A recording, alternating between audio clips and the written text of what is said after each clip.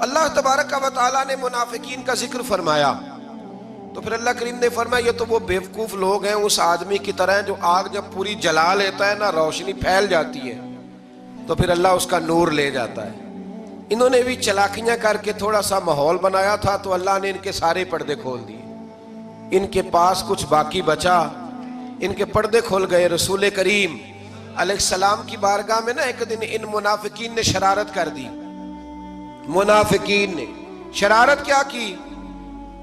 جب حضور صلی اللہ علیہ وسلم نے فرمایا نا پوچھو جو پوچھنا ہے, تو امام راضی کہتے ہیں یہ پیچھے نمازیں پڑھتے تھے, یہ 313 تھے حضور کے پیچھے.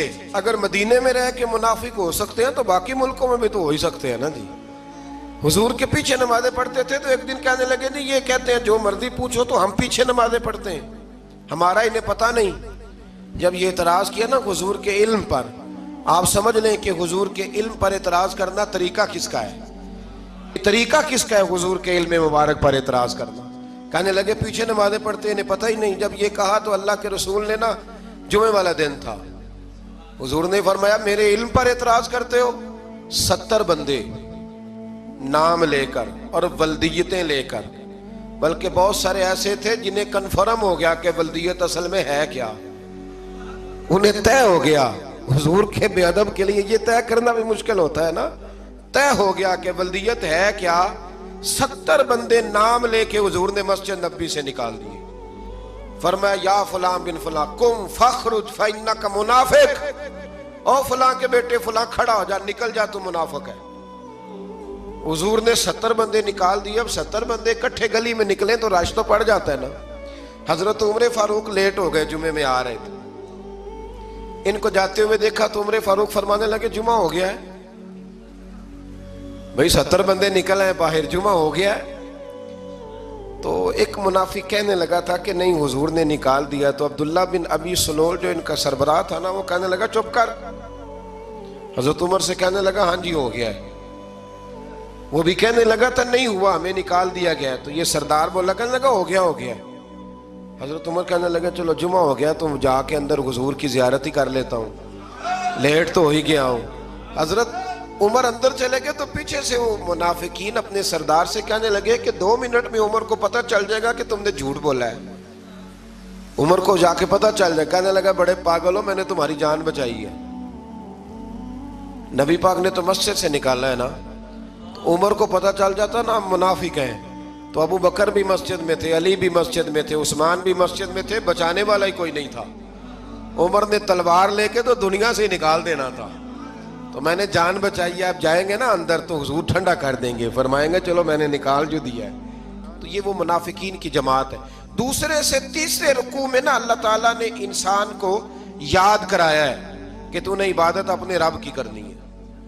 اور فرمایا رب تمہارا وہ ہے جس نے تمہارے لیے زمین کو فرش بنایا ہے, آسمان کو چھت بنایا ہے, اور آسمان سے پانی برسا کے تو زمین سے پھل اگائے ہیں.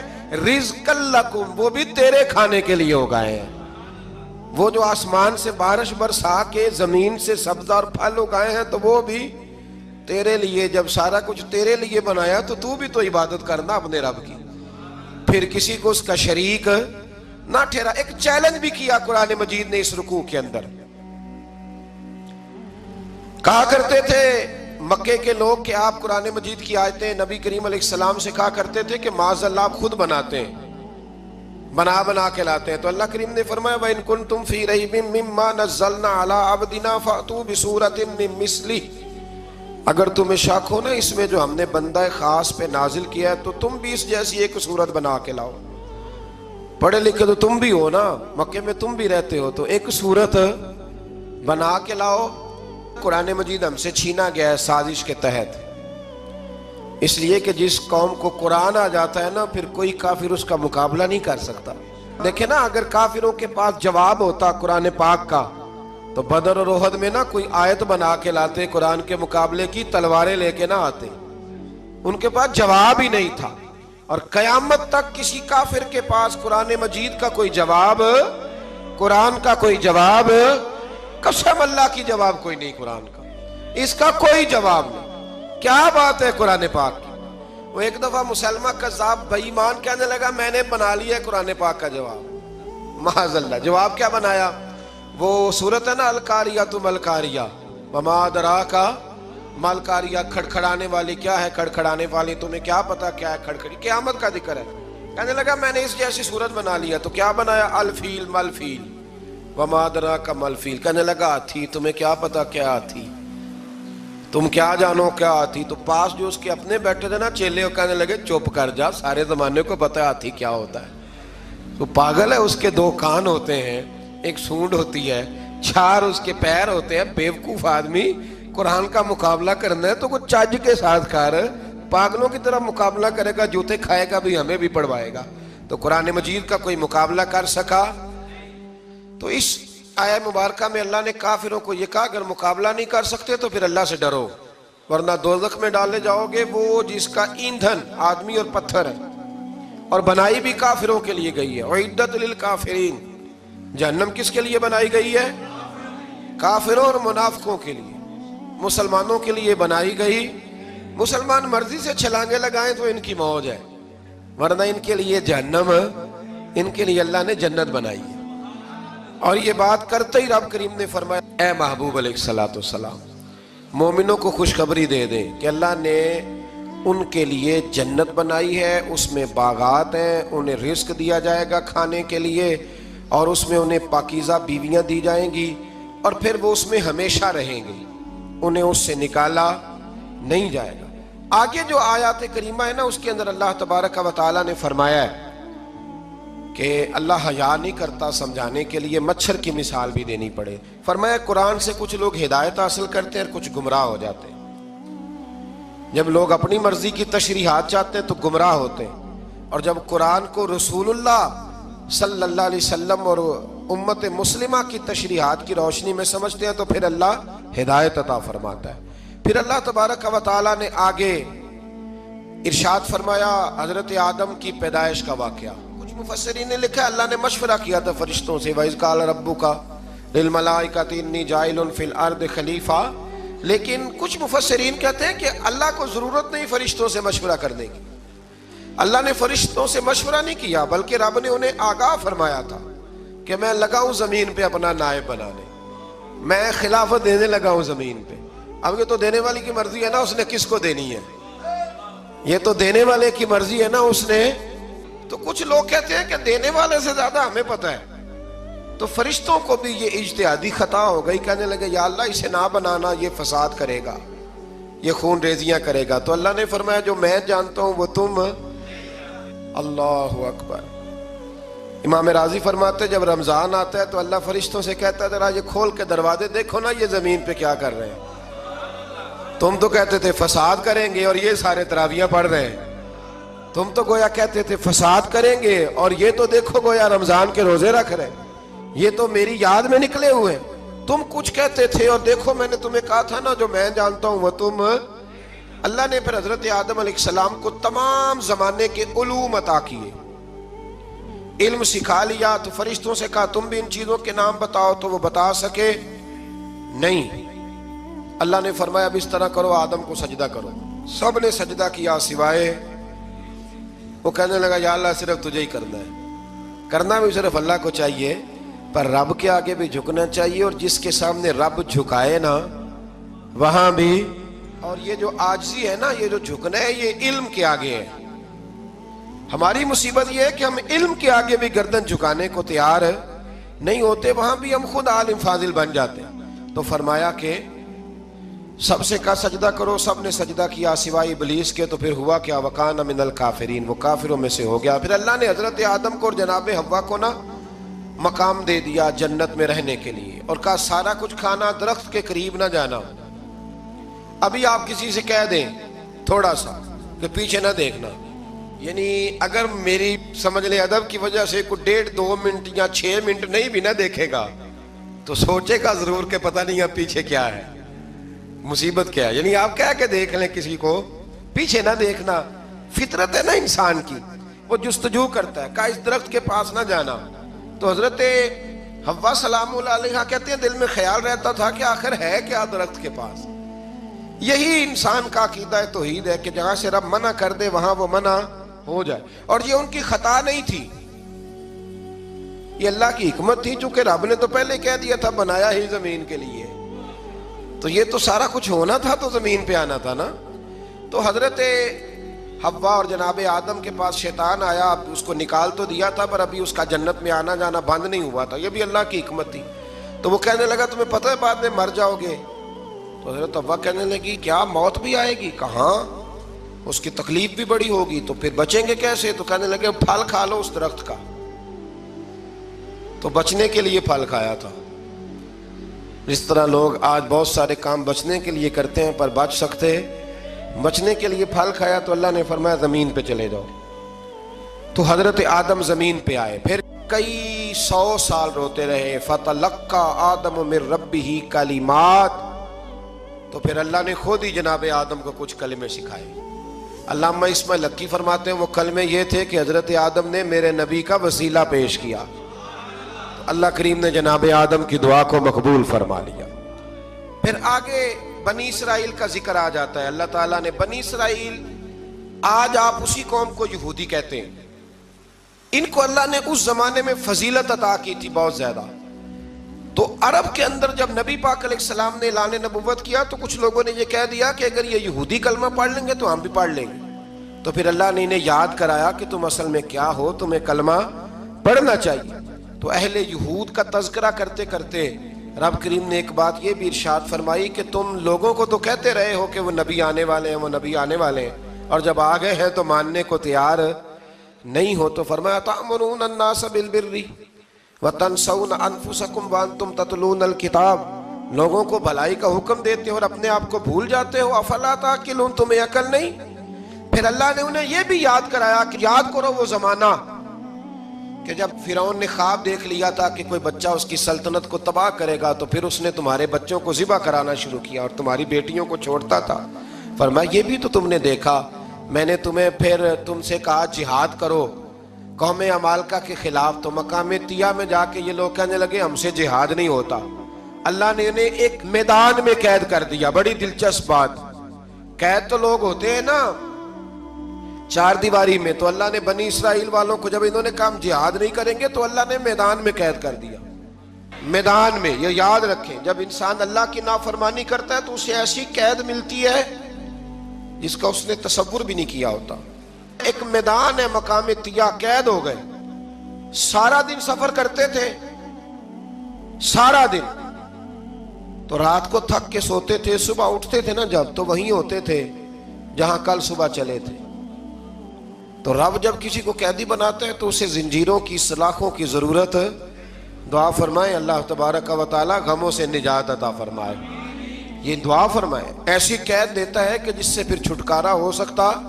تو بنی اسرائیل کا بہت زیادہ تذکرہ اس بارے میں اللہ تبارک و تعالی نے پھر بیان کیا، اور پھر کہا کہ انہیں جو حکم دیا جاتا تھا یہ اس کی سرتابی کرتے تھے، پھر اللہ نے ان پر ذلت نازل کر دی اور یہ ہمیشہ اس کا شکار رہے۔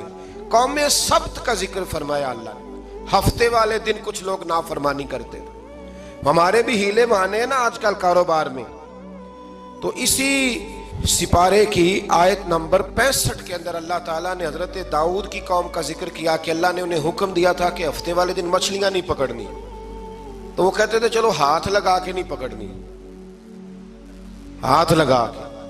وہ ہمارے لوگ ہیلے بہانے تلاش کر لیتے ہیں نا، وہ بڑے جناب انشورنس والا آ گیا، اب وہ بینک والا آ گیا، وہ فلانے صاحب آ گئے، وہ تروڑ مروڑ کے کہانیاں باتیں، اور پھر ہمیں بھی رستے مل جاتے ہیں بچنے کے۔ مفتی صاحب نے کہہ دیا تھا، ایک مولانا سے میں نے ان کو کہا ہفتے والے دن مچھلیاں نہیں پکڑنی، کہا نہیں پکڑتے، چھوٹے چھوٹے حوض بنا لیے، تو مچھلیاں زیادہ آتی تھی اس دن، یہ بھی اللہ کی قدرت تھی۔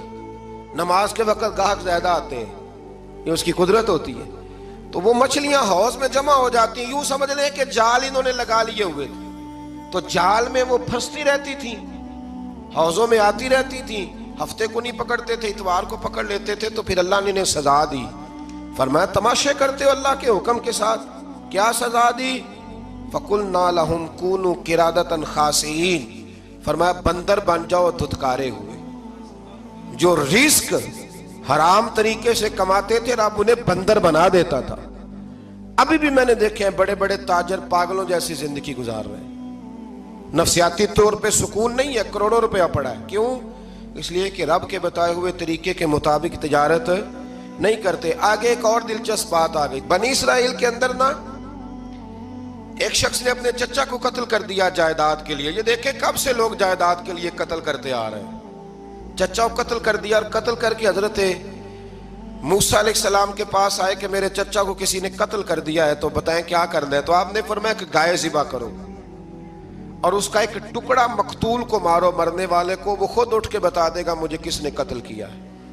अब इरादा नहीं था गाय ज़िबा करने का तो बहाने करने लगे। इरादा नहीं ना होता तो फिर क्या होते हैं, कहने लगे गाय किस तरह की हो, बूढ़ी हो के बच्ची हो, रंग कैसा हो, जवान हो कि छोटी हो, हाल में एक दफा चलना सीख गई हो या अभी ना सीखी हो। तो बताते गए तो रब भी शर्तें बयान करता गया।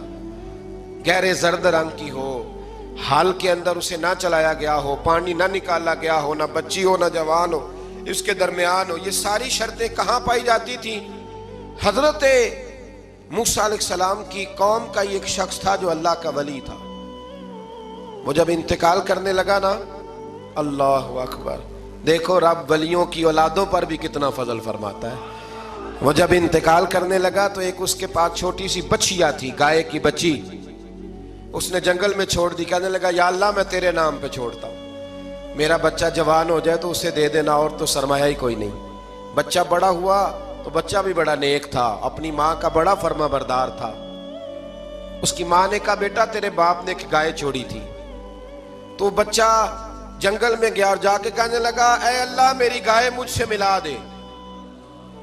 तो रब करीम ने वो गाय वापस कर दी। वो गाय घर ले आया।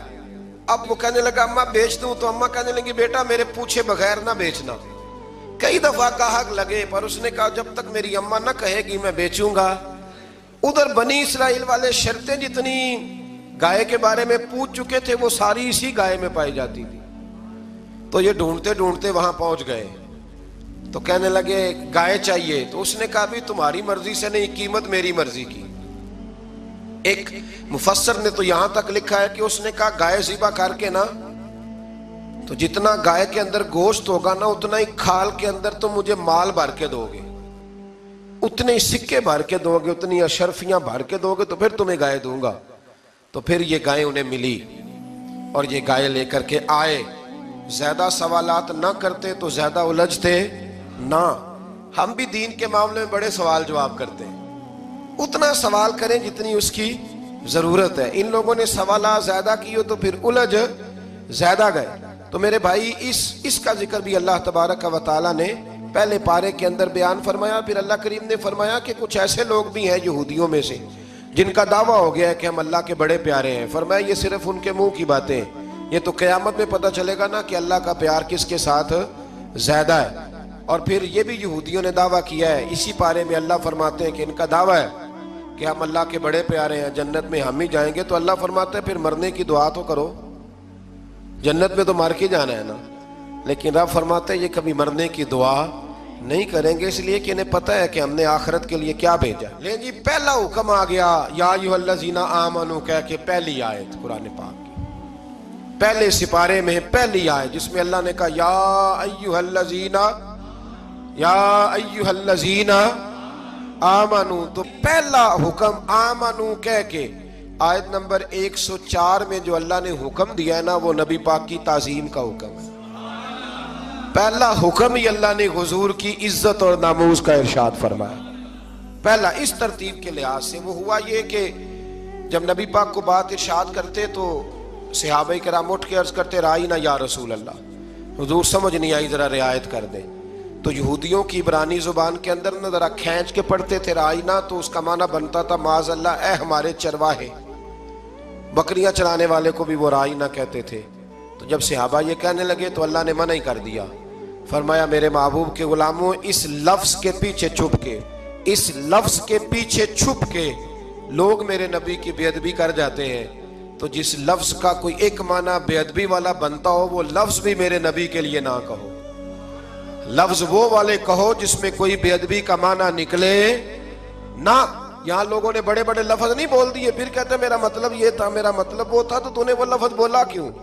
جس کا کوئی غلط مطلب بھی نکل سکتا تھا. اللہ نے فرمایا یا ایھا الذین آمنوا لا تقولوا رائنا، اے ایمان والو رائنا کہو ہی نہ. تو یا اللہ کیا کہیں؟ فرمایا وقولوا انظرنا، تم کہو یا رسول اللہ ایک نظر فرمائیے.